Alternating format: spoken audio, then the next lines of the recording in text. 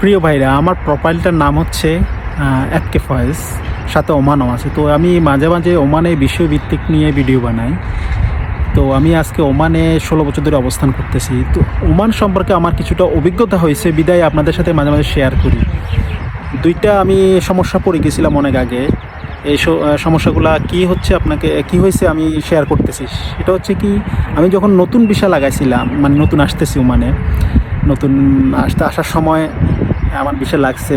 Visa লাগার পর আমি এয়ারপোর্টে যখন ইমিগ্রেশন হব, তখন আমার পাসপোর্টের মেয়াদ ছিল 6 মাসের নিচে। তখন আমাকে ইমিগ্রেশন করতে দেয় না, বলতেছে আপনার পাসপোর্টের মেয়াদ নাই, আপনি পাসপোর্টের মেয়াদ বাড়ায় তারপর আপনার অ্যাপ্লাই করেন। অনেক হয়রানি হয়েছি তখন ভাই। তখন টিকিট আপনার ক্যান্সেল, টিকিট মানে আবার ডেট চেঞ্জ করতে হয়েছে। তারপরে আবার পাসপোর্টের মেয়াদ বাড়াইতে হয়েছে। বাংলাদেশে জানেন তো পাসপোর্টের মেয়াদ বাড়াইতে কত ঝামেলা হয়। নানান ধরনের হয়রানির শিকার হয়েছি। ওমানে আমার ভিসার মেয়াদ শেষ হয়ে গেছিলো, তো আমি ভিসাটা রিনিউয়াল করব।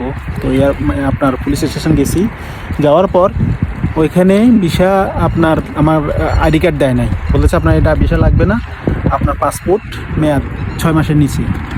তখন নানান ধরনের হয়রানির শিকার হয়েছি।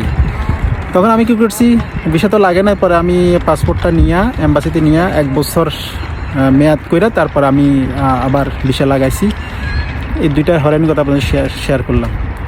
তো আসলে মাঝে মাঝে জিনিসগুলো খেয়াল রাখতে হয় আপনার পাসপোর্টের মেয়াদের ব্যাপারে। পাসপোর্টের মেয়াদ কতটুকু আছে না আছে না, তো অবশ্যই খেয়াল রাখতে পাসপোর্টের মেয়াদ 6 মাসের নিচে যেন না আসে, এই জিনিসটা খেয়াল রাখবেন।